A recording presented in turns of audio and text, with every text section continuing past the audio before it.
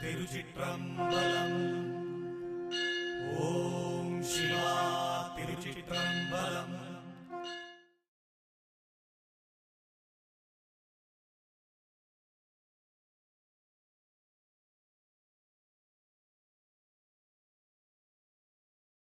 திருச்சிற்றம்பலம். அருள் பரஞ்சோதி தனிப்பெரும் கருணையே. திருச்சிற்றம்பலம். குருவே சரணம். நம சிவாய், நம சிவாய், நம ಶಿವಾಯ. ಶ್ರೀ ಗುರುಮನೆಯಲ್ಲಿ 22ನೇ ದಿನದ ಧರ್ಮರಕ್ಷಯಜ್ಞ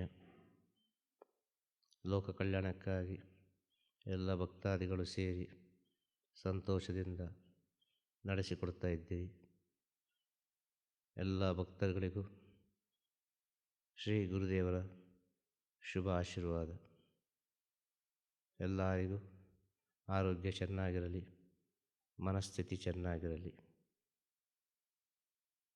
ಎಲ್ಲರ ಒಳಗೆ ಆತ್ಮವಿಶ್ವಾಸ ಹೆಚ್ಚಾಗಲಿ. ಎಲ್ಲ ಭಕ್ತರುಗಳಿಗೂ ಜ್ಞಾನ ಪ್ರಸಾದ. ಈ ಜ್ಞಾನ ಪ್ರಸಾದವನ್ನು ಯಾವ ರೀತಿ ಸ್ವೀಕಾರ ಮಾಡ್ತೀವಿ ಅದೇ ರೀತಿ ಮುಂದಿನ ಪಯಣ. ಗುರುವಿಗಾಗಿ ಶಿಷ್ಯ ಇರುವುದ, ಶಿಷ್ಯನಿಗಾಗಿ ಗುರು ಇರುವುದ, ಪೂಜೆಗೆ ಬೇಕಾಗಿ ಭಕ್ತನಿರುವುದ, ಅಲ್ಲ ಭಕ್ತನಿಗೆ ಬೇಕಾಗಿ ಪೂಜೆ ಇರುವುದ, ಜನ್ಮಕ್ಕೆ ಬೇಕಾಗಿ ಮರಣವಿರುವುದ, ಮರಣಕ್ಕೆ ಬೇಕಾಗಿ ಜನ್ಮ ಇರುವುದ. ಯಾರಿಗೆ ಬೇಕಾಗಿ ಯಾರು ಇರಬೇಕು, ಯಾಕೆ ಬೇಕಾಗಿ? ಜನ್ಮ ಅಂತ ಇದ್ದರೆ ಮರಣ ಅಂತೇಳಿ ಭಗವಂತ ಯಾಕೆ ಕೊಟ್ಟ? ಪೂಜೆ ಭಕ್ತರು ಯಾಕೆ ಹೇಳಿದರು? ಭಗವಂತ ಭಕ್ತ ಯಾಕೆ ಬೇಕಾಗಿ ಹೇಳಿದರು? ಗುರು ಶಿಷ್ಯ ಯಾಕೆ ಬೇಕಾಗಿ ಹೇಳಿದರು? ಗಂಡ ಹೆಂಡತಿ ಯಾಕೆ ಬೇಕಾಗಿ ಹೇಳಿದರು?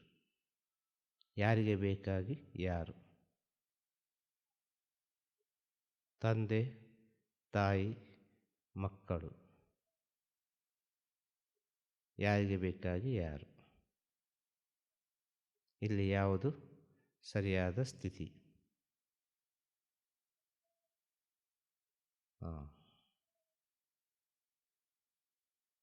ಭಕ್ತನಿಗೆ ಬೇಕಾಗಿ ಪೂಜೆ ಆದರೆ ಅದು ವ್ಯಾಪಾರ ಆಯಿತು.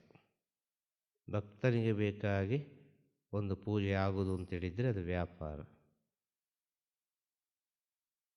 ಎಲ್ಲ ಕಡೆ ಪೂಜೆ ಆಗ್ತದೆ, ಸಮಯ ಸಮಯಕ್ಕೆ ಟೈಮಿಗೆ ಎಲ್ಲ ಕಡೆ ಪೂಜೆ ಆಗ್ತದೆ. ಭಕ್ತರಿಗೆ ಹೇಗೆ ಬೇಕೋ ಹಾಗೆ ಅವರ ಟೈಮಿಗೆ ಸರಿಯಾಗಿ. ಇಷ್ಟು ಗಂಟೆಗೆ ಪೂಜೆ, ಮಧ್ಯಾಹ್ನ 12 ಗಂಟೆಗೆ ಮಹಾಪೂಜೆ, ಸಾಯಂಕಾಲ 6 ಗಂಟೆಗೆ ಮಹಾಪೂಜೆ, ಬೆಳಗ್ಗೆ ಎಷ್ಟು ಗಂಟೆಗೆ? 6 ಗಂಟೆಗೆ ಪೂಜೆ. ಹೀಗೆ ತ್ರಿಕಾಲ ಪೂಜೆಗಳು, ಸಮಯಗಳು. ಭಗವಂತನ ವಿಚಾರದಲ್ಲಿ, ದೇವರಿಗೆ ಪೂಜೆ ಮಾಡುವ ವಿಷಯದಲ್ಲಿ ದೇವಸ್ಥಾನದಲ್ಲಿ ಸಮಯ. ಇನ್ನು ನಮ್ಮ ಮನೆಯಲ್ಲಿ ಪೂಜೆ ಮಾಡುವಾಗ ನಮಗೆ ಯಾವ ಸಮಯ ಒಳ್ಳೆಯದುಂಟು, ನಮಗೆ ಯಾವಾಗ ರಜೆ ಉಂಟು, ನಮಗೆ ಯಾವಾಗ ಫ್ರೀ ಉಂಟು, ಎಲ್ಲ ನೋಡಿಬಿಟ್ಟು ಕೇಳಿಬಿಟ್ಟು ಪೂಜೆ ಅಲ್ವಾ? ಎಲ್ಲ ನಮಗೆ ಹೇಗೆ ಬೇಕಾ ಹಾಗೆ. ಈ ಪೂಜೆ ಭಗವಂತನ ಹತ್ರ ಹೋಗಿ ಸಲ್ಲುವುದಿಲ್ಲ ಅಂತೇಳೋದು. ಭಗವಂತ ಒಂದು ಸಮಯ ಕೊಡ್ತಾರೆ ನಿಮ್ಮ ಜೀವನದಲ್ಲಿ, ಯಾವ ಕ್ಷಣದಲ್ಲಿ ಕೊಡ್ತಾನೆ ಅಂತ ಗೊತ್ತಿಲ್ಲ. ಒಂದು ದೇವರ ಪ್ರಾರ್ಥನೆ ಮಾಡುವ ಅಂತೇಳಿ ಆ ಕ್ಷಣವೇ ಪೂಜೆ ಮಾಡಿ, ಆ ಕ್ಷಣವೇ ಪೂಜೆ ಮಾಡಿ. ಆ ಭಗವಂತನ ಸಮಯವನ್ನು ಕಾಯಿರಿ, ಆ ಪ್ರಕೃತಿಯ ಸಮಯವನ್ನು ಕಾಯಿರಿ, ತಾಳ್ಮೆಯಿಂದ ಕಾಯಿರಿ. ಯಾವಾಗ ನಿಮ್ಮ ಮನಸ್ಸು ಆ ಭಗವಂತನಲ್ಲಿ ಲಯವಾಗ್ತದೆ ಆವಾಗ ಪೂಜೆಯನ್ನು ಮಾಡಿ, ಆವಾಗ ಪೂಜೆಯನ್ನು ಮಾಡಿ. ಆಗ ಒಂದು ಪೂಜೆ ಸಿಗಬೇಕು, ಒಂದು ಗುರು ದರ್ಶನ ಸಿಗಬೇಕು, ಒಂದು ಗುರು ಪೂಜೆ ಸಿಗಬೇಕು ಅಂತ ಹೇಳಿದರೆ ಭಕ್ತ ಕಾಯಬೇಕಾಗ್ತದೆ. ನಿಜ ಭಕ್ತನಾದವನು ಪೂಜೆಗೆ ಬೇಕಾಗಿ ಕಾಯುತ್ತಾನೆ. ನಿಜ ಭಕ್ತನಾದವನು, ಸತ್ಯವಂತನಾದವನು ಯಾವಾಗ ಪೂಜೆ ಆಗ್ತದೆ ಅಂತೇಳಿ ಕಾಯ್ತಾ ಇರ್ತಾನವನು.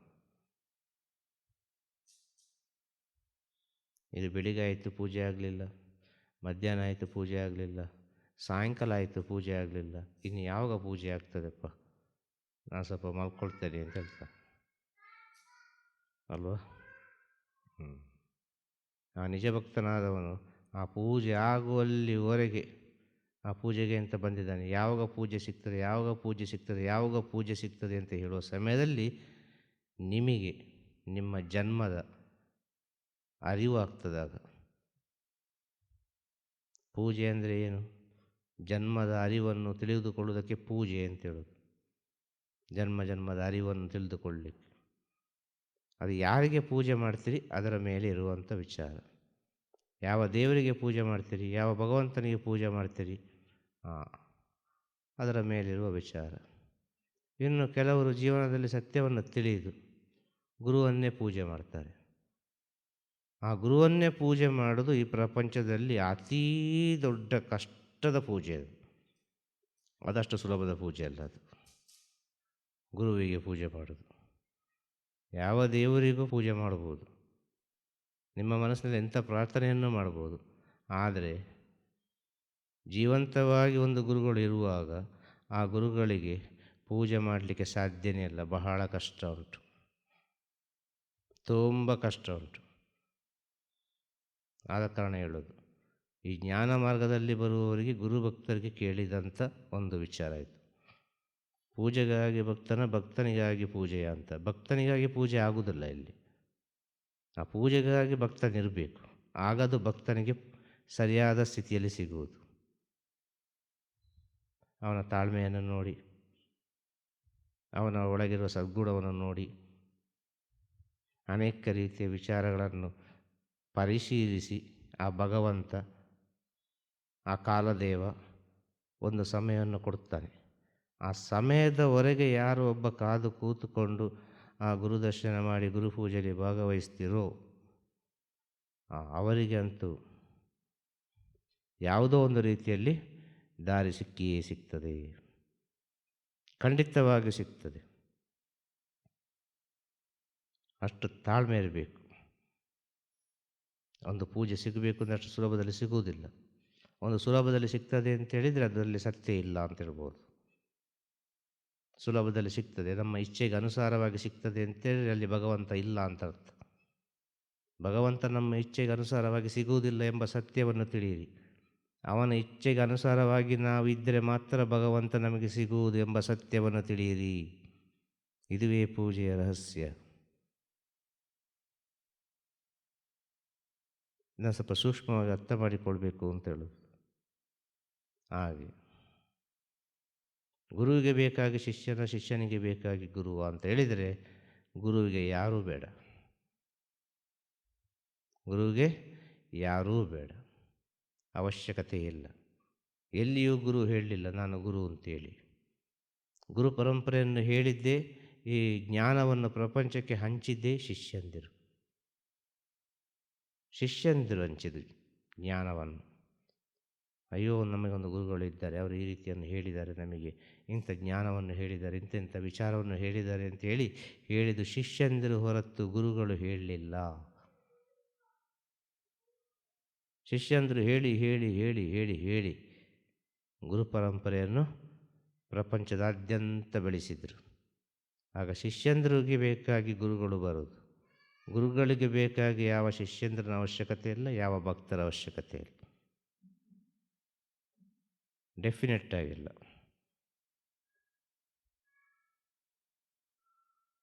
ಅವರು ಎಲ್ಲೇ ಒಂದು ಕಡೆ ಆ ಜ್ಞಾನವನ್ನು ಹಾಕಿಕೊಂಡು ಹೋಗ್ತಾನೆ ಇರ್ತಾರೆ.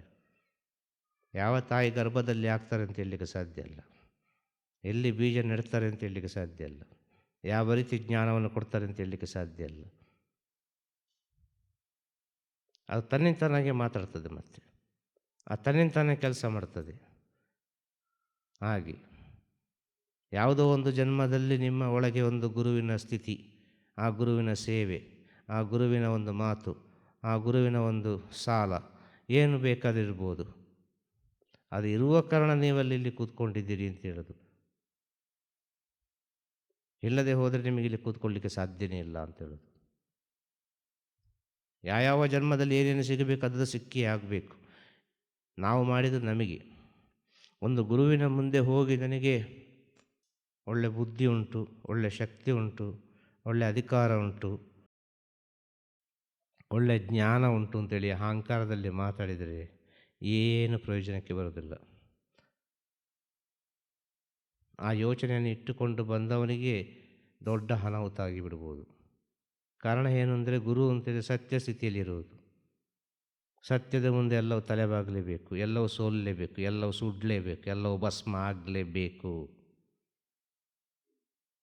ಅಗ್ನಿ ಉರಿತಾ ಇರ್ತದೆ, ದೂರದಿಂದ ನೋಡುವ ಸಂತೋಷ ಆಗ್ತದೆ, ಇನ್ನು ಸ್ವಲ್ಪ ಹತ್ತಿರ ಹೋಗುವಂತಾಗ್ತದೆ, ಇನ್ನೂ ಸ್ವಲ್ಪ ಹತ್ತಿರ ಹೋಗುವಂತಾಗ್ತದೆ.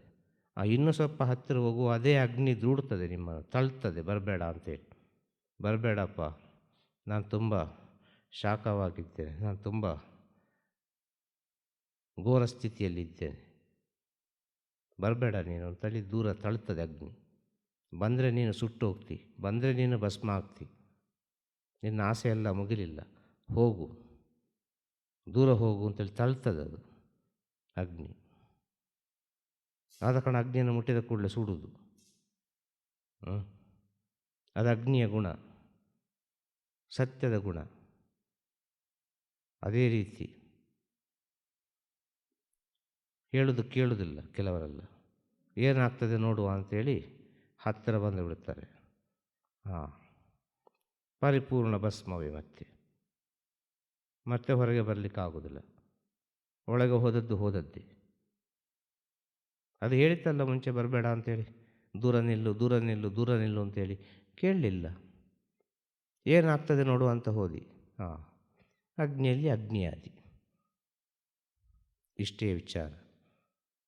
ಒಂದು ಗುರುವಿನ ಸ್ಥಿತಿ. ಕೂಡಿದಷ್ಟು ತಳ್ತಾರೆ ದೂರ. ಹೋಗಿ ಅಪ್ಪ, ಹೋಗಿ ಹೋಗಿ ಅಂತ ಓಡಿಸ್ತಾರೆ. ಇನ್ನು ಓಡುವುದಿಲ್ವಾ? ಇನ್ನು ನಾನು ಯಾವಾಗ ಓಡಿಸ್ತೇನೆ ಆವಾಗ ಓಡಿದರೆ ಸಾಕು, ಕೂತುಕೊಳ್ಳಿ, ಮುಗೀತು. ಇನ್ನು ಯಾವಾಗ ಸಿಗ್ತದೆ ಆಗ. ಆ ಮಾತನ್ನು ಕೇಳಿ ಒಬ್ಬ ನಿತ್ತರೆ, ಒಬ್ಬ ಭಕ್ತನಾದವ. ಈಗೊಂದು ಭಕ್ತನಾಗಿ ಬರ್ತಾನೆ, ಮೊದಲು ಅತಿಥಿಯಾಗಿ ಬರ್ತಾನೆ, ಅದಾದ ಮೇಲೆ ಒಂದು ಭಕ್ತನಾಗ್ತಾನೆ. ಭಕ್ತನಾಗಿ ಬಂದು ಸೇವೆ ಮಾಡ್ತಾ ಮಾಡ್ತಾ ಮಾಡ್ತಾ ಇರುವಾಗ ಈ ಅಗ್ನಿ ದೂರ ತಳ್ಳಿದಾಗೆ ಗುರು ಕೂಡ ದೂರ ದೂರ ದೂರ ತಳ್ತಾರೆ. ಹತ್ತಿರ ಬರುವಾಗ, ಹತ್ತಿರ ಬರಬೇಡಪ್ಪ, ಆಗುವುದಿಲ್ಲ, ಸಹಿಸಲಿಕ್ಕೆ ಸಾಧ್ಯ ಇಲ್ಲ, ಅನೇಕ ರೀತಿಯ ವಿಷಯವನ್ನು ಇದರಲ್ಲಿ ಅನುಭವಿಸಬೇಕಾಗಿ ಬರ್ತದೆ, ಸ್ವಲ್ಪ ದೂರವಿರು ಅಂತೇಳಿ. ಅದನ್ನು ದಾಟಿ ಕೂಡ ಬಂದರೆ ಮತ್ತೆ ಅಷ್ಟೇ ವಿಷಯ. ಇಲ್ಲೇ ಕೂತುಕೋ, ನಾನು ಹೇಳಿದ್ದನ್ನು ಮಾಡು, ಏನು ಕೇಳಬೇಡ, ನಾನು ಏನು ಹೇಳ್ತೇನೆ ಅದನ್ನು ಮಾಡಿದರೆ ಸಾಕು, ಬೇರೆ ಎಂಥದ್ದು ಬೇಡ ನಿಮಗೆ. ಆ ಮಾತನ್ನು ಕೇಳಿ ಒಬ್ಬ ದೃಢವಾಗಿ ಕೂತುಕೊಂಡ್ರೆ ಅವನೊಂದು ಯೋಗ್ಯ ಶಿಷ್ಯನಾಗ್ತಾನೆ. ಆ ಮಾತನ್ನು ಕೇಳಿ ದೃಢವಾಗಿ ಕೂತ್ಕೊಳ್ಬೇಕು. ಆದರೆ ಕೂತ್ಕೊಳ್ಳಿಕ್ಕೆ ಆಗುವುದಿಲ್ಲ. ಕಾರಣ ಏನು? ಮನಸ್ಸು ಹೇಳ್ತದೆ. ಹಿರಿಯರು ಹೇಳಿದ್ರಂತೆ, ಜ್ಞಾನಿಗಳು, ಯೋಗಿಗಳು, ಋಷಿಮುನಿಗಳೆಲ್ಲ ಹೇಳಿದಂಥ ವಿಚಾರ. ನೀನು ಪೂಜೆ ಮಾಡಿದರೂ ಸರಿ, ಧ್ಯಾನ ಮಾಡಿದರೂ ಸರಿ, ಯೋಗ ಮಾಡಿದರೂ ಸರಿ, ಅಲ್ಲ ಏನು ಮಾಡಿದರೂ ಸರಿ, ಅಲ್ಲ ಇದೆಲ್ಲ ನೀನು ಮಾಡದಿದ್ದರೂ ಸರಿ, ಆದರೆ ನಿನ್ನ ಅಂತರಾತ್ಮದಲ್ಲಿ ಆ ಭಗವಂತನನ್ನು ಮಾತ್ರ ಮರಿಬೇಡ. ಪ್ರತಿ ಕ್ಷಣ ಕ್ಷಣ ಕ್ಷಣ ಅಂತ ನೆನೆಸು. ಖಂಡಿತವಾಗಿ ನಿಂಗೊಂದು ಒಳ್ಳೆಯ ದಾರಿ ಸಿಗ್ತದೆ ಅಂತೇಳಿ.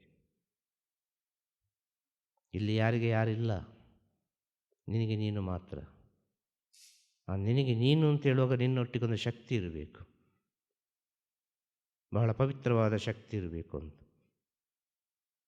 ಆ ಶಕ್ತಿಯೇ ಭಗವಂತ. ಅದನ್ನು ನಂಬು ನೀನು. ಕ್ಷಣ ಕ್ಷಣ ಕ್ಷಣ ಕೂಡ ಭಗವಂತನ ನಾಮಸ್ಮರಣೆಯನ್ನು ಹೇಳು. ಇದು ಎಲ್ಲರಿಗೂ ಅನ್ವಯಿಸುವಂಥ ವಿಚಾರ, ಸುಲಭವಾದ ದಾರಿ. ಅದೇ ನಿಮ್ಮ ಜೀವನದಲ್ಲಿ ಒಂದು ಆ ಭಗವಂತನ ಸ್ವರೂಪವಾಗಿ ಒಂದು ಗುರು ಸಿಕ್ಕಿದ್ರು ಅಂತ ಹೇಳಿದರೆ, ಆ ಗುರುವನ್ನು ಕ್ಷಣ ಕ್ಷಣ ಕ್ಷಣ ಕೂಡ ಪ್ರಾರ್ಥನೆ ಮಾಡ್ತಾ ಇರಿ, ಆ ಗುರುವನ್ನು ನೆನೆಸ್ತಾನೆ ಇರಿ. ನಿಮಗೆ ಏನೆಲ್ಲ ಬೇಕು ತನ್ನಿಂದ ತಾನಾಗಿ ನಡೀತದೆ. ಎಲ್ಲವೂ ನಿಮ್ಮ ಒಳಗೆ ಸೃಷ್ಟಿಯಾಗುವಂಥ ವಿಚಾರ. ಆ ಕ್ಷಣ ಕ್ಷಣದ ಪ್ರಾರ್ಥನೆಯಲ್ಲಿ ಎಷ್ಟೊಂದು ಪವಿತ್ರತೆ ಉಂಟು, ಎಷ್ಟೊಂದು ಸತ್ಯ ಉಂಟು ಅಂತೇಳಿ ನೀವು ಊಹೆ ಮಾಡಲಿಕ್ಕೆ ಸಾಧ್ಯ ಇಲ್ಲ. 1000 ಮಂತ್ರವನ್ನು ಹೇಳಿ ಪ್ರಯೋಜನ ಇಲ್ಲ, 1000 ಅನುಷ್ಠಾನವನ್ನು ಮಾಡಿ ಪ್ರಯೋಜನ ಇಲ್ಲ, ತಪಸ್ಸು ಮಾಡಿ ಪ್ರಯೋಜನ ಇಲ್ಲ, ಧ್ಯಾನ ಮಾಡಿ ಪ್ರಯೋಜನ ಇಲ್ಲ, ಯೋಗ ಮಾಡಿ ಪ್ರಯೋಜನ ಇಲ್ಲ. ಮೊದಲು ತನ್ನ ಮನಸ್ಸನ್ನು ತಾನು ತಿಳಿಯಲಿಕ್ಕೆ ಪ್ರಯತ್ನ ಪಡಬೇಕು. ತನ್ನ ಮನಸ್ಸು ಏನನ್ನು ಬಯಸ್ತದೆ, ನನ್ನ ಆತ್ಮ ಏನನ್ನು ಬಯಸ್ತಾ ಉಂಟು, ನನ್ನ ಆತ್ಮಕ್ಕೆ 1000 ಆಸೆಗಳು ಉಂಟಾ? ಖಂಡಿತವಾಗಿ ಅರ್ಥ ಮಾಡಿಕೊಳ್ಳಿಕ್ಕಾಗ್ತದೆ. ಒಬ್ಬನೊಳಗೆ 1000 ಥಾಟ್ಸ್ಗಳು ಬರ್ತದೆ ಅಂತೇಳಿ ಅದು ಆತ್ಮಕ್ಕೆ ಸಂಬಂಧಪಟ್ಟೇ ಬರುವಂಥ ವಿಚಾರ. ಆಗ ಅವನು ತಿಳಿಬೇಕು, ಈ ಆಧ್ಯಾತ್ಮಿಕ ದಾರಿ ನನ್ನದಲ್ಲ, ಈ ಆಧ್ಯಾತ್ಮಿಕ ದಾರಿ ನನ್ನದಲ್ಲ, ಈ ಆಧ್ಯಾತ್ಮಿಕಕ್ಕೂ ನನಗೆ ಯಾವುದೇ ರೀತಿಯಲ್ಲಿ ಸಂಬಂಧ ಬರ್ತಾ ಇಲ್ಲ ಅಲ್ಲ. ಇಲ್ಲಿ ಹೇಳ್ತಾರೆ ಎಲ್ಲವನ್ನು ಬಿಡಬೇಕು ಅಂತೇಳಿ, ಆದರೆ ನನ್ನಿಂದ ಬಿಡಲಿಕ್ಕೆ ಆಗ್ತಾ ಇಲ್ಲ ಅಲ್ಲ. ಆಗ ನಾನು ಇನ್ನು ಇಲ್ಲಿಗೆ ಬಂದು ಮುಟ್ಟಲಿಲ್ಲ ಎಂಬ ಅರಿವು ಅವನೊಳಗೆ ಬಂದರೆ ಅವ ಸರಿಯಾದ ಸ್ಥಿತಿಯಲ್ಲಿ ಹೋಗ್ತಾನೆ. ಆದರೆ ಇವತ್ತು ಹಾಗೆ ಅಲ್ಲಲ್ಲ. ಇವತ್ತೊಂದು ಅಹಂಕಾರ, ಇವತ್ತೊಂದು ಹಠ, ಇವತ್ತೊಂದು ಸಾಧನೆ ಅವನ ಲೈಫಲ್ಲಿ ಇಲ್ಲ, ಅವನ ಜೀವನದಲ್ಲೇ ಇಲ್ಲ, ಅವನ ಜನ್ಮದಲ್ಲೇ ಇಲ್ಲ. ಅದು ಆಧ್ಯಾತ್ಮಿಕ ಎಂಬ ವಿಚಾರ, ಜ್ಞಾನ ಮಾರ್ಗ ಎಂಬ ವಿಚಾರ ಅವನ ಜನ್ಮದಲ್ಲಿ ಇದ್ದರೆ ಅವನ ನಡೆ, ನುಡಿ, ವರ್ತನೆ ಎಲ್ಲದರಲ್ಲಿಯೂ ಕಂಡುಹಿಡಲಿಕ್ಕಾಗ್ತದೆ. ಪ್ರತಿಯೊಂದು ವಿಚಾರದಲ್ಲಿ ಕಂಡುಹಿಡಲಿಕ್ಕಾಗ್ತದೆ. ಇದು ಎಷ್ಟು ಹೇಳಿದರೂ ಕೂಡ ಕೋಪ ಬಿಟ್ಟು ಹೋಗುವುದಿಲ್ಲ, ಎಷ್ಟು ಹೇಳಿದರೂ ಕೂಡ ಮತ್ಸರ ಬಿಟ್ಟು ಹೋಗುವುದಿಲ್ಲ, ಎಷ್ಟು ಹೇಳಿದರೂ ಕೂಡ ಇಂಥ ವಿಚಾರಗಳು ಬಿಟ್ಟು ಹೋಗುವುದಿಲ್ಲ ಅಂತೇಳಿದರೆ ಅವನಿಗೆ ಆಧ್ಯಾತ್ಮಿಕದ ಜ್ಞಾನ ಮಾರ್ಗದ ಸ್ಥಿತಿ ಇಲ್ಲ ಅಂತೇಳಿ ಅರ್ಥ.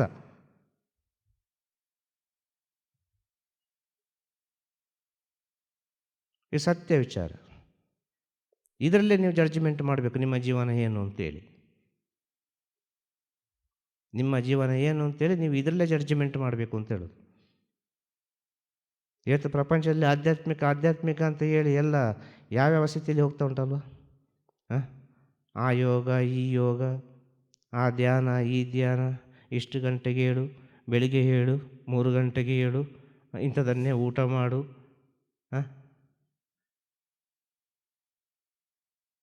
ಅವನವನ ಸ್ವತಂತ್ರ, ಅವನವನ ಜೀವನ.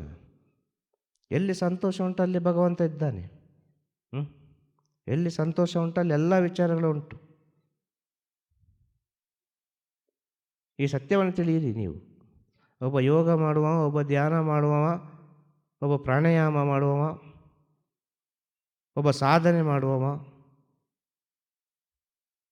ಸತ್ಯಸ್ಥಿತಿಯಲ್ಲಿರುವ ಒಂದು ಸಾಧನೆಯನ್ನು ಹೇಳೋದೀಗ. ಇಂಥವರೆಲ್ಲ ಎಷ್ಟು ಮೌನವಾಗಿರ್ತಾರೆ ಗೊತ್ತುಂಟ? ಇನ್ನೊಬ್ಬರ ಹತ್ರ ಎಷ್ಟು ಪ್ರೀತಿಯಲ್ಲಿರ್ತಾರೆ ಗೊತ್ತುಂಟ? ಇದರಲ್ಲೇ ಗೊತ್ತಾಗ್ತದೆ ಅವ ದೊಡ್ಡ ಸಾಧಕ ಅಂತೇಳಿ, ಇದರಲ್ಲೇ ಗೊತ್ತಾಗ್ತದೆ ಅವ ದೊಡ್ಡ ಜ್ಞಾನಿ ಅಂತೇಳಿ. ಈ ಗುಣ ಇಲ್ಲದೆ ಧ್ಯಾನ ಮಾಡಿ ಏನು ಪ್ರಯೋಜನ, ಯೋಗ ಮಾಡಿ ಏನು ಪ್ರಯೋಜನ? ಈ ಗುಣವನ್ನು ಗುರುವಿನ ಸೇವೆಯಲ್ಲಿ ತಿಳಿದುಕೊಳ್ಳಲಿಕ್ಕಾಗ್ತದೆ. ಅಲ್ಪ ಸ್ವಲ್ಪ ದೋಷಗಳಿದ್ದ ಪಕ್ಷದಲ್ಲಿ. ಈಗ ಎಷ್ಟು ಹೇಳಿದರೂ ಅರ್ಥ ಆಗೋದಿಲ್ಲ ಅಂತೇಳುವ ಒಂದು ವಿಷಯ ಹೇಳಿ ಆಯಿತು, ನೀವು ಈ ದಾರಿಯಲ್ಲಿ ಇಲ್ಲ ಅಂತ. ಇನ್ನು ಹೇಳಿದರೆ ಅರ್ಥ ಆಗ್ತದೆ, ಯಾವುದೋ ಒಂದು ರೀತಿಯಲ್ಲಿ ಅದನ್ನು ಕಷ್ಟಪಟ್ಟು ಸರಿ ಮಾಡ್ತಾರೆ ಅಂತ ಹೇಳುವಾಗ ಆ ಒಂದು ದಾರಿಯನ್ನು ಕೊಡ್ತಾರೆ. ಆ ದಾರಿಯನ್ನು ಕೊಟ್ಟು ಆ ದಾರಿಯಲ್ಲಿ ಸರಿಯಾಗಿ ನಡೆದುಕೊಂಡು ಬಂದರೆ ಅದು ಪ್ರಪಂಚಕ್ಕೆ ಬೇಕಾಗುವ ಒಂದು ಮಾಣಿಕ್ಯ ಆಗ್ತದೆ. ಅದು ಪರಿಪೂರ್ಣ ಮಾಣಿಕ್ಯ ಆಯಿತು, ಅದು ಪರಿಪೂರ್ಣ ಒಂದು ವಿಗ್ರಹ ಆಯಿತು. ಇನ್ನು ಅದಕ್ಕೆ ಕೈ ಮುಗಿಲಿಕ್ಕೆ ಮಾತ್ರ ಬಾಕಿ ಅಂತ ಹೇಳುವಾಗ ಆ ವಿಗ್ರಹವನ್ನು ಪ್ರಪಂಚಕ್ಕೆ ಕೊಟ್ಟು ಬಿಡ್ತಾರೆ. ಇದನ್ನಿಟ್ಟು ಪೂಜೆ ಮಾಡಿ ನಿಮಗೆ ಒಳ್ಳೆಯದಾಗ್ತದೆ ಅಂತೇಳಿ. ಆ ರೀತಿ ಆಗಬೇಕು ಒಬ್ಬ ಶಿಷ್ಯ ಅಂತೇಳಿದರೆ. ಅಂಥ ಶಿಷ್ಯನಿಂದ ಹೇಳಲಿಕ್ಕೆ ಸಾಧ್ಯ ಗುರು ಯಾರು ಅಂತೇಳಿ. ಎಲ್ಲರಿಂದ ಹೇಳಲಿಕ್ಕೆ ಸಾಧ್ಯ ಇಲ್ಲ ಗುರು ಯಾರು ಅಂತೇಳಿ, ಖಂಡಿತ ಸಾಧ್ಯ ಇಲ್ಲ. ಆದರೆ ಗುರುಪರಂಪರೆ ಎಂಬುದು ಈ ಪ್ರಪಂಚದಲ್ಲಿ ಯಾವುದೋ ಒಂದು ರೀತಿಯಲ್ಲಿ ಬೆಳೀತಾ ಉಂಟು. ಕಾರಣ ಏನು? ಆ ಗುರುವಿನ ಆತ್ಮ ಅಷ್ಟು ಸತ್ಯವಾಗಿತ್ತು, ಅಷ್ಟು ಪವಿತ್ರವಾಗಿತ್ತು. ಅದರ ಜೀವನ ಅಷ್ಟು ಸುಂದರವಾಗಿತ್ತು, 10 ಜನಗಳಿಗೆ ಬೇಕಾಗಿತ್ತು. ಈ ಪ್ರಪಂಚದ ಎಲ್ಲ ಜೀವರಾಶಿಗಳಿಗೆ ಅವರ ಜೀವನ ಬೇಕಾಗಿತ್ತು. ಆದ ಕಾರಣ ಗುರುಪರಂಪರೆ ಎಂಬುದು ನಿಲ್ಲಿಲ್ಲ. ಅದನ್ನು ನಿಲ್ಲಿಸಲಿಕ್ಕೂ ಆಗುವುದಿಲ್ಲ, ಸಾಧ್ಯನೇ ಇಲ್ಲ. ಅದು ಚಿಗುರ್ತಾನೆ ಇರ್ತದೆ, ಒಂದಲ್ಲ ಒಂದು ಕಡೆ, ಒಂದಲ್ಲ ಒಂದು ಕಡೆ, ಒಂದಲ್ಲ ಒಂದು ಕಡೆ ಅಂತೇಳಿ ಪ್ರಪಂಚದಾದ್ಯಂತ ಗುರುಪರಂಪರೆ ಎಂಬುದು ಚಿಗುರ್ತಾನೆ ಇರ್ತದೆ. ಪ್ರಪಂಚದಾದ್ಯಂತ ಜ್ಞಾನ ಎಂಬುದು ಎತ್ತರದಲ್ಲಿ ನಿಲ್ತದೆ. ಪ್ರತಿಯೊಬ್ಬ ಅಂತರ್ಜ್ಞಾನದಿಂದ ಜೀವನವನ್ನು ಮಾಡೋ ಸ್ಥಿತಿ ಬರ್ತದೆ ಮುಂದೆ ಒಂದು ದಿನ. ಪ್ರತಿಯೊಬ್ಬನು ಕೂಡ ಯಾರ ಮೇಲೆ ನಂಬಿಕೆ ಇರುವುದಿಲ್ಲ ಮುಂದೆ ಒಂದು ದಿನ. ಅಂಥ ಸ್ಥಿತಿ ಬರ್ತದೆ ಪ್ರಪಂಚದಲ್ಲಿ. ನಿನ್ನ ಜೀವನ ನಿನಗೆ, ನನ್ನ ಜೀವನ ನನಗೆ ಅಂತೇಳಿ ಒಂದು ಸ್ಥಿತಿ ಬರ್ತದೆ. ಇದು ಗಂಡ ಹೆಂಡತಿ ಅಂತ ಹೇಳೋ ಸ್ಥಿತಿ ಎಲ್ಲ ಹೋಗ್ತದೆ, ಮಕ್ಕಳು ಅಂತ ಹೇಳೋ ಸ್ಥಿತಿ ಹೋಗ್ತದೆ. ಸತ್ಯವನ್ನು ತಿಳಿತಾರೆ ಎಲ್ಲರೂ. ಅವ ಬರಬೇಕಿತ್ತು, ಬಂದ, ಅವ ಬರಲಿಕ್ಕೆ ನಾವು ಕಾರಣ ಅಷ್ಟೇ, ಇನ್ನು ನಮಗೆ ಗೊತ್ತಿಲ್ಲ ಅಂತ ಹೇಳೋ ಸ್ಥಿತಿಗೆ ಬಂದು ಮುಟ್ತದೆ. ಈ ಸೆಂಟಿಮೆಂಟ್, ಮಮತೆ, ಮಾಯೆ ಎಲ್ಲವೂ ಹೋಗ್ತದೆ. ಮುಂದೆ ಒಂದು ದಿನ ಇದು ನಡೆಯುವುದಂತೂ ಸತ್ಯ ಅಂತ ಹೇಳೋದು. ಈಗಲೇ ಎಲ್ಲರಿಗೂ ಸ್ವಲ್ಪ ಅರ್ಥ ಆಗ್ತಾ ಉಂಟು ಅಲ್ವಾ? ಕೋರ್ಟಿಗೆ ಹೋದರೆ ಹೈಯೆಸ್ಟ್ ಕೇಸ್ ಯಾವುದು ಅಂದರೆ ಡೈವರ್ಸ್ ಕೇಸ್. Highest case. ಇದಕ್ಕೆಂತ ಅಂತ ಹೇಳೋದು? ಇದನ್ನು ನಾವು ಸ್ವಲ್ಪ ಅರ್ಥ ಮಾಡಿಕೊಳ್ಬೇಕು. ಇದೆಲ್ಲ ಅರ್ಥ ಮಾಡಿಕೊಂಡು ನಮ್ಮ ಜೀವನ ಯಾವ ರೀತಿ ಇರಬೇಕು, ನಮ್ಮ ಜೀವನ ಸಣ್ಣ ಜೀವನ, ಈ ಸಣ್ಣ ಜೀವನದಲ್ಲಿ ನಾವು ಯಾವ ರೀತಿ ಇರಬೇಕು ಅಂತೇಳಿ ನಾವು ಅರ್ಥ ಮಾಡಿಕೊಂಡ್ರೆ ಮಾತ್ರ ಸಾಧ್ಯ ಅಂತ ಹೇಳೋದು. ಇಲ್ಲದ ಹೋದ ಪಕ್ಷದಲ್ಲಿ ಬಹಳ ಕಷ್ಟ ಆಗ್ತದೆ ಅಂತ ಹೇಳೋದು. ಆಗ ನಮ್ಮ ಜನ್ಮ ಯಾಕೆ ಬೇಕಾಗಿ, ನಮ್ಮ ಜನ್ಮ ನಮ್ಮ ಮರಣದ ನಂತರ ಮಾತಾಡಬೇಕು. ಅದಕ್ಕೆ ಬೇಕಾಗಿ ಜನ್ಮ. ಜನ್ಮ ಯಾಕೆ ಬೇಕಾಗಿ? ಮರಣಕ್ಕೆ ಬೇಕಾಗಿ. ಈ ಸಣ್ಣ ಜೀವನದಲ್ಲಿ ನೀನು ಏನು ಮಾಡಿದ್ದಿ, ನೀನು ಹೋಗ್ತಿ. ನಿನಗೆ ಯಾವಾಗ ಹೋಗೋದು ಸಮಯ ಗೊತ್ತಿಲ್ಲ. ಸಣ್ಣ ಜೀವನ. ಈ ಸಣ್ಣ ಜೀವನದಲ್ಲಿ ನೀನು ಏನು ಕೊಡ್ತಿ ಪ್ರಪಂಚಕ್ಕೆ, ನೀನು ಹೋದ ನಂತರ ಯಾವ ರೀತಿ ನಿನ್ನನ್ನು ಪ್ರಪಂಚ ಸ್ವಾಗತ ಮಾಡ್ತದೆ, ಆಗ ನೀನು ಬಂದದಕ್ಕೊಂದು ಅರ್ಥ ಉಂಟು. ಇಲ್ಲದ್ರೆ ನೀನು ಬಂದದಕ್ಕೆ ಅರ್ಥ ಇಲ್ಲ ಅಂತ ಹೇಳ್ತದೆ. ಯಾವುದು? ಜನ್ಮ. ಜನ್ಮವನ್ನು ತಿಳಿದರೆ ಆ ಮರಣವನ್ನು ಸರಿಯಾಗಿ ತಿಳಿತಾನೆ. ಮರಣವನ್ನು ಯಾರೊಬ್ಬ ತಿಳಿದಿದ್ದಾನೋ ಅವನು ಶ್ರೇಷ್ಠ ವ್ಯಕ್ತಿ ಆಗ್ತಾನೆ. ಆದ ಕಾರಣ ಒಂದು ಮಾತಿದೆ, ಮರಣದ ಮನೆ ಅಂತೇಳಿದರೆ ಎಲ್ಲರೂ ಒಂದಾಗುವ ಮನೆ ಅಂತೇಳಿ. ಅಲ್ಲೇನು ಮಾತಾಡಲಿಕ್ಕಿಲ್ಲ ಮರಣದ ಮನೆಯಲ್ಲಿ. ಎಲ್ಲ ಒಂದು ಪ್ರೀತಿಯಿಂದ, ಸಂತೋಷದಿಂದ, ಮೌನವಾಗಿ, ಶಾಂತ ಸ್ಥಿತಿಯಿಂದ. ಎಷ್ಟು ಶಾಂತ ಇರ್ತದಲ್ಲ ಮರಣದ ಮನೆಯಲ್ಲಿ. ಸೌಂಡೇ ಬರೋದಿಲ್ಲ ಯಾರ್ದು ಕೂಡ. ಅದು ಯಾರು ಸೃಷ್ಟಿ ಮಾಡಿದ್ದು? ಆ ಮೌನವನ್ನು ಯಾರು ಸೃಷ್ಟಿ ಮಾಡಿದರು? ಇದೇ ಸತ್ಯ. ಒಂದು ನಿಜ ಗುರುವಿನ ಸ್ಥಿತಿ ಮರಣದ ಮನೆಯಾಗಿರ್ತದೆ. ಅವನಿಗೆ ದೇಹಾಭಿಮಾನ ಇರುವುದಿಲ್ಲ. ಅವನಿಗೆ ದೇಹಾಭಿಮಾನ ಇಲ್ಲದಲ್ಲಿ ನಾವು ಎಷ್ಟು ಮೌನವಾಗಿರಬೇಕು, ಎಷ್ಟು ಶಾಂತವಾಗಿರಬೇಕು, ಎಷ್ಟು ಸೂಕ್ಷ್ಮವಾಗಿರಬೇಕು. ದೇಹಾಭಿಮಾನ ಇದ್ದಲ್ಲಿ ನೀವು ಹೇಗೆ ಬೇಕಾದ್ರಿರಿ. ದೇಹಾಭಿಮಾನ ಇಲ್ಲದ ಒಂದು ಗುರು ನಿಮ್ಮ ಜೀವನದಲ್ಲಿ ಸಿಕ್ಕಿದರೆ ಅವರು ಜೀವಂತವಾಗಿದ್ದು ಸತ್ತು ಹೋದಾಗೆ. ಆ ಜೀವಂತವಾಗಿದ್ದು ಸತ್ತು ಹೋದ ಗುರು ನಿಮ್ಮ ಜೀವನದಲ್ಲಿ ಸಿಕ್ಕಿದ್ರು ಅಂತ ಹೇಳಿದರೆ ನಿಮ್ಮಷ್ಟು ಪುಣ್ಯವಂತರು ಇನ್ನೊಬ್ಬರಿಲ್ಲ. ಪವಿತ್ರ ಆತ್ಮ, ಇನ್ನು ಸತ್ಯಾತ್ಮ ಆಗಲಿಕ್ಕೆ ಮಾತ್ರ ಬಾಕಿ ಅದು. ಅಂಥ ಗುರುಗಳ ಸೇವೆ ಮಾಡಿದರೆ ಸತ್ಯಾತ್ಮ ಆಗೋದರಲ್ಲಿ ಸಂದೇಹವೇ ಇಲ್ಲ. ನೀವು ಬಂದದಕ್ಕೆ ಒಂದು ಅರ್ಥ ಪ್ರಪಂಚಕ್ಕೆ ಇದ್ದೇ ಇರ್ತದೆ. ಏನೋ ಒಂದು ವಿಚಾರ ನಿಮ್ಮದನ್ನು ಈ ಪ್ರಪಂಚದಲ್ಲಿ 4 ಜನ ಮಾತಾಡಿಯೇ ಮಾತಾಡ್ತಾರೆ. ಈ ಸತ್ಯವಾದ ವಿಷಯ. ಏನೋ ಬಂದೆವೋ ಹೋದೆವೋ ಅಂತ ಇದ್ದರೆ ಆಗೋದಿಲ್ಲ. ಜನ್ಮಕ್ಕೆ ಬರುವಾಗ ಪ್ರತಿಯೊಬ್ಬ ಯಾವುದನ್ನು ಪಡ್ಕೊಂಡು ಬಂದಿದ್ದಾನೋ ಇಲ್ಲವೋ, ಮರಣವನ್ನಂತೂ ಪಡ್ಕೊಂಡು ಬಂದದ್ದು ಖಂಡಿತ ಅಲ್ವಾ? ಪಾಪ ಪುಣ್ಯ ಬೇಡ, ಋಣಗಳು ಬೇಡ. ನಂಬಿಕೆ ಇಲ್ಲದವರಿಗೆ ಹೇಳೋದಿದು. ಈಗ ಕರ್ಮ ಇಲ್ಲ, ಜನ್ಮ ಇಲ್ಲ, ಅದು ಇಲ್ಲ, ಇದು ಇಲ್ಲ ಎಲ್ಲ ಹೇಳ್ತಾರಲ್ವ. ಇದನ್ನಂತೂ ನಂಬಲೇಬೇಕಲ್ಲ, ಮರಣವನ್ನು. ಹಾಗೆ ಜನ್ಮಕ್ಕೆ ಬರುವಾಗಲೇ ಪಡ್ಕೊಂಡು ಬಂದ ವಿಚಾರ ಮರಣ. ಈ ಸತ್ಯ ಅಲ್ವಾ? ಆಗ ಜನ್ಮ ಯಾಕೆ?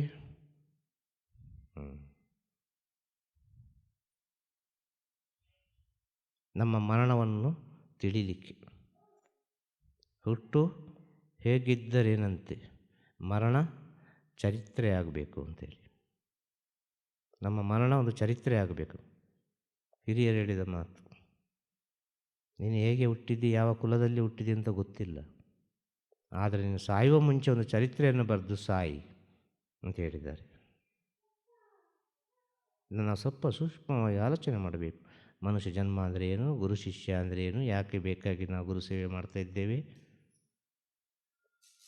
ಯಾಕೆ ಬೇಕಾಗಿ ಈ ರೀತಿ ಹಗಲು ರಾತ್ರಿ ನಿದ್ರೆ ಕೆಟ್ಟಿದ್ದೇವೆ, ಯಾಕೆ ಬೇಕಾಗಿ ನಮಗೆ ಏನೋ ಒಂದು ಇವರ ಸೇವೆ ಮಾಡಬೇಕು ಅಂತ ಅನಿಸ್ತದೆ. ಇದೆಲ್ಲ ಸ್ವಲ್ಪ ನಿಮ್ಮ ಒಳಗೆ ನೀವು ಸೂಕ್ಷ್ಮವಾಗಿ ಅರ್ಥ ಮಾಡಿಕೊಂಡ್ರೆ, ಇಲ್ಲಿ ಹೇಳುವ ಮಾತುಗಳೆಲ್ಲ ಸೂಕ್ಷ್ಮವಾಗಿ ನಿಮ್ಮೊಳಗೆ ನೀವು ಇಳಿಸಿಕೊಂಡ್ರೆ ಖಂಡಿತವಾಗಿಯೂ ನಿಮ್ಮ ಜೀವನದಲ್ಲಿ ಅನೇಕ ರೀತಿಯ ಪರಿವರ್ತನೆಗಳು ಉಂಟಾಗ್ತದೆ. ಒಳ್ಳೆಯ ದಾರಿ ಸಿಗ್ತದೆ ನಿಮಗೆ. ಇದನ್ನು ನೀವು ಸೂಕ್ಷ್ಮವಾಗಿ ಅರ್ಥ ಮಾಡಿಕೊಳ್ಳದೆ ಈ ಪ್ರಪಂಚದ ವಿಷಯ ಸುಖವನ್ನು ನೀವು ಅರ್ಥ ಮಾಡಿಕೊಳ್ಳುವುದಾದರೆ ಗುರು ಸೇವೆ ಎಂಥದಕ್ಕೆ, ಗುರು ದರ್ಶನ ಎಂಥದಕ್ಕೆ, ಪೂಜೆ ಎಂಥದಕ್ಕೆ? ಏನು ಪ್ರಯೋಜನ? 1 ವಾರ ನಿತ್ತು, 1 ತಿಂಗಳು ನಿತ್ತು, 1 ವರ್ಷ ನಿತ್ತು, ಇನ್ನು ವರ್ಷಾನುಗಟ್ಟಲೆ ಸೇವೆ ಮಾಡಿ ಏನು ಪ್ರಯೋಜನ? ಏನಾದರೂ ಪ್ರಯೋಜನ ಉಂಟಾ? ಸ್ವಲ್ಪ ಯೋಚನೆ ಮಾಡಬೇಕು. ಮನುಷ್ಯ ಜನ್ಮ ಅಂದರೆ ಏನು ಅಂತ, ಯಾಕೆ ಬೇಕಾಗಿ ಜನ್ಮ ಸಿಕ್ಕಿದೆ, ಯಾಕೆ ಬೇಕಾಗಿ ಜನ್ಮದಲ್ಲಿ ಗುರು ಸಿಕ್ಕಿದ್ದಾರೆ ಅಂತೇಳಿ. ಗುರುವಿಗೆ ಏನೇ ಗೊತ್ತಿಲ್ಲದಿರ್ಬೋದು, ಗುರುವಿಗೆ ಏನು ಸಹ ಗೊತ್ತಿಲ್ಲದಿರ್ಬೋದು. ಶಿಷ್ಯನಿಗೆ ಗೊತ್ತಿದ್ದಷ್ಟು ಕೂಡ ಗುರುವಿಗೆ ಗೊತ್ತಿರಲಿಕ್ಕೆ ಸಾಧ್ಯ ಇಲ್ಲ. ಅರ್ಥ ಆಯ್ತಾ? ಶಿಷ್ಯನಿಗೆ ಬೇಕಾದ್ರೆ ಅಪಾರವಾದ ಜ್ಞಾನ ಇರ್ಬೋದು, ಏನಾಗ್ತದೆ ಏನು ಹೋಗ್ತದೆ ಎಲ್ಲ ವಿಷಯ ಗೊತ್ತಿರ್ಬೋದು ಶಿಷ್ಯನಿಗೆ.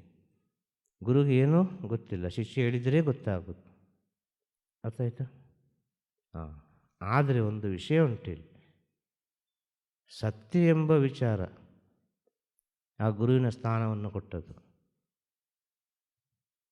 ಅನೇಕ ಪವರ್ಗಳು ಗುರುವಿನ ಸ್ಥಾನವನ್ನು ಕೊಡಲಿಲ್ಲ ಈ ಪ್ರಪಂಚದಲ್ಲಿ ಯಾರಿಗೂ ಕೂಡ. ಅನೇಕ ಸಿದ್ಧಿಗಳು ಗುರುವಿನ ಸ್ಥಾನವನ್ನು ಕೊಡಲಿಲ್ಲ. ಅನೇಕ ರೀತಿಯ ಜ್ಞಾನಗಳು ಕೂಡ ಗುರುವಿನ ಸ್ಥಾನವನ್ನು ಕೊಡಲಿಲ್ಲ. ಸತ್ಯ ಗುರುವಿನ ಸ್ಥಾನವನ್ನು ಕೊಟ್ಟದ್ದು. ಆ ಸತ್ಯದಲ್ಲಿರುವಾಗ ಆ ಗುರುವಿಗೆ ಯಾವುದರ ಅವಶ್ಯಕತೆಯೂ ಇಲ್ಲ. ಆ ಸತ್ಯದಲ್ಲಿರುವಾಗ ಗುರುವಿಗೆ ಯಾವುದರ ಅವಶ್ಯಕತೆಯೂ ಇಲ್ಲ. ಆದ ಕಾರಣ ಅವರಿಗೆ ಯಾವುದು ಬೇಡ, ಅದು ಸತ್ಯಸ್ಥಿತಿ. ಆದ ಕಾರಣ ಅವನಿಗೆ ಶಿಷ್ಯ ಅಂತ ಹೇಳೋದು. ಅವನಿಗೆಲ್ಲ ಬೇಕು. ಭಕ್ತರುಗಳ ಯೋಗಕ್ಷೇಮ ಬೇಕು, ಭಕ್ತರುಗಳು ಯಾವ ರೀತಿ ಇದ್ದಾರೆ ಅಂತ ಬೇಕು, ಎಲ್ಲ ವಿಚಾರವೂ ಬೇಕು. ಯಾರಿಗೆ? ಆ ಶಿಷ್ಯನಿಗೆ. ಗುರುವಿಗೆ ಭಕ್ತನೂ ಬೇಡ, ಶಿಷ್ಯನೂ ಬೇಡ. ನಿನಗೆ ಬೇಕಾದ್ರೆ ನೀನು ಹಿಡ್ಕೊ. ಯಾವಾಗ ಸತ್ಯದ ಅರಿವಾಗ್ತದೆ ಆಗ ನಿಮಗೆ ಶೂನ್ಯ ಸ್ಥಿತಿಯ ಅರಿವಾಗ್ತದೆ, ಇಲ್ಲಿ ಏನೂ ಇಲ್ಲ ಅಂತೇಳಿ. ಆ ಏನೂ ಇಲ್ಲ ಎಂಬ ಶೂನ್ಯ ಸ್ಥಿತಿಯನ್ನು ಒಬ್ಬ ಶಿಷ್ಯ ಕಂಡಾಗ ಅವನೇ ಗುರುವಾಗಿ ಪರಿವರ್ತನೆ ಆಗ್ತಾನೆ. ಗುರು ಶಿಷ್ಯರು ಯಾಕೆ ಅಂತ ಹೇಳೋದು. ಈ ಪ್ರಪಂಚದಲ್ಲಿ ಸತ್ಯ ಎಂಬುದು ಯಾವುದೋ ಒಂದು ರೀತಿಯಲ್ಲಿ ಹುಟ್ಟುತ್ತಾ ಉಂಟು ಅಂತ ಹೇಳೋದು. ಈ ಧರ್ಮವನ್ನು ಕಾಪಾಡಲಿಕ್ಕೆ ಬೇಕಾಗಿ ಈ ಪ್ರಪಂಚದಲ್ಲ ಅನೇಕ ರೀತಿಯ ನವ ಚೈತನ್ಯಗಳು ಉಂಟಾಗ್ತಾ ಉಂಟು, ಸೃಷ್ಟಿಯಾಗ್ತಾ ಉಂಟು ಈ ಪ್ರಪಂಚದಲ್ಲಿ. ಇದಂತೂ ಸತ್ಯ. ಹಾಗೆ ಸ್ವಲ್ಪ ಅರ್ಥ ಮಾಡಿಕೊಳ್ಳಿ. ಹಾಗೆ ಗಂಡ ಹೆಂಡತಿ ಯಾವುದಕ್ಕೆ ಬೇಕಾಗಿ ಗಂಡ ಹೆಂಡತಿ ಅಂತ ಕೇಳೋದು ಎಲ್ಲಿ?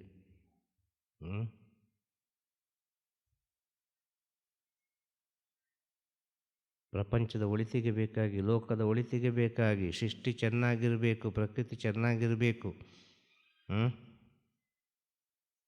ಪ್ರಕೃತಿ ಚೆನ್ನಾಗಿರಬೇಕು, ಈ ಲೋಕ ಚೆನ್ನಾಗಿರಬೇಕು ಅಂತೇಳಿದರೆ ಹುಟ್ಟುವ ಮಕ್ಕಳು ಚೆನ್ನಾಗಿರಬೇಕು.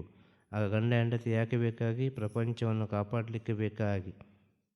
ಪ್ರತಿಯೊಂದು ಗಂಡ ಹೆಂಡತಿಯ ಆದವರು ತಿಳಿದುಕೊಳ್ಳಬೇಕು, ನಮಗೆ ಹುಟ್ಟುವ ಮಕ್ಕಳು ದೇಶ ಸೇವೆ ಮಾಡಬೇಕು, ಈಶ ಸೇವೆ ಮಾಡಬೇಕು, ಗುರು ಸೇವೆಯೂ ಮಾಡಬೇಕು ಅಂತ ವರಪುತ್ರರನ್ನು ನಮಗೆ ಕರುಣಿಸಿ ಅಂತ ಪ್ರಾರ್ಥನೆ ಇರಬೇಕು. ಅದಕ್ಕೆ ಗಂಡ ಹೆಂಡತಿ ಅಂತೇಳು. ಸುಮ್ಮನೆ ಭಗವಂತ ಸೃಷ್ಟಿ ಮಾಡಲಿಲ್ಲ. ತಂದೆ ಮಕ್ಕಳು ಯಾಕೆ ಬೇಕಾಗಿ? ನಾವು ಸ್ವಲ್ಪ ಸೂಕ್ಷ್ಮವಾಗಿ ಆಲೋಚನೆ ಮಾಡಿದರೆ ತಂದೆಯವರು ಮಾಡಿದ ಕೆಲಸ ಮಗ ಮುಂದುವರಿಸಬೇಕು, ಮಗ ಮಾಡಿದ ಕೆಲಸ ಅವರ ಮಗ ಮುಂದುವರಿಸಬೇಕು. ಕೆಲವು ದೇವಸ್ಥಾನಗಳೆಲ್ಲ 5 ತಲೆಮಾರು 6 ತಲೆಮಾರು, ರಾಜರುಗಳ ದೇವಸ್ಥಾನ ಎಲ್ಲ ಕೆಲವೆಲ್ಲ ದೇವಸ್ಥಾನ ಯಾರು ಇದು ಮಾಡಿ ಮುಗಿಸಿದ್ದು ಅಂತ ಹೇಳಿದರೆ 6 ತಲೆಮಾರಿಂದ ಮಾಡಿಕೊಂಡು ಬಂದಿದ್ದಾರೆ, 7 ತಲೆಮಾರಿಂದ ಮಾಡಿಕೊಂಡು ಬಂದಿದ್ದಾರೆ. ಎಷ್ಟು ಸತ್ಯ ಇರಬೇಕಾಗಾದರೆ. ಇಂಥ ಮಕ್ಕಳು ಇರಬೇಕು ಪ್ರಪಂಚದಲ್ಲಿ. ತಂದೆ ಹೆಸರನ್ನು ಉಳಿಸುವ ಮಕ್ಕಳು ಇರಬೇಕು. ಎಲ್ಲದಕ್ಕೂ ಭಗವಂತ ಸೂಕ್ಷ್ಮವಾದ ಕಾರಣವನ್ನು ಇಟ್ಟಿದ್ದಾನೆ, ಅದರೊಳಗೆ ಒಂದು ಕಾರ್ಯವನ್ನು ಇಟ್ಟಿದ್ದಾನೆ. ಆ ಕಾರಣ ಮತ್ತು ಕಾರ್ಯವನ್ನು ಸರಿಯಾದ ರೀತಿಯಲ್ಲಿ ತಿಳಿದುಕೊಳ್ಳಬೇಕಾದರೆ ನಿಮ್ಮ ಜೀವನದಲ್ಲಿ ಒಂದು ಯೋಗ್ಯವಾದ ಗುರು ಸಿಗಬೇಕು. ಅವರವರ ಅಂತರಾತ್ಮದ ಗುರುಗಳು ಅವರವರಿಗೆ ಜ್ಞಾನವನ್ನು ಕರುಣಿಸಲಿ ಅಂತೇಳಿ ಇವತ್ತಿನ ಜ್ಞಾನ ಬಿಂದುವನ್ನು ಎಲ್ಲ ಗುರು ಭಕ್ತರುಗಳಿಗೆ, ಪ್ರಪಂಚದ ಭಕ್ತರುಗಳಿಗೆ ಹೋಗಿ ಸೇರಲಿ. ಇನ್ನು ಮುಂದೆ ಹುಟ್ಟುವ ನವಚೈತನ್ಯಗಳಿಗೆ ಈ ಜ್ಞಾನ. ತಿರುಚಿಟ್ರಂಬಲಂ. ಗುರುವೇ ಶರಣಂ. ನಮಃ ಶಿವಾಯ, ನಮಃ ಶಿವಾಯ, ನಮಃ ಶಿವಾಯ.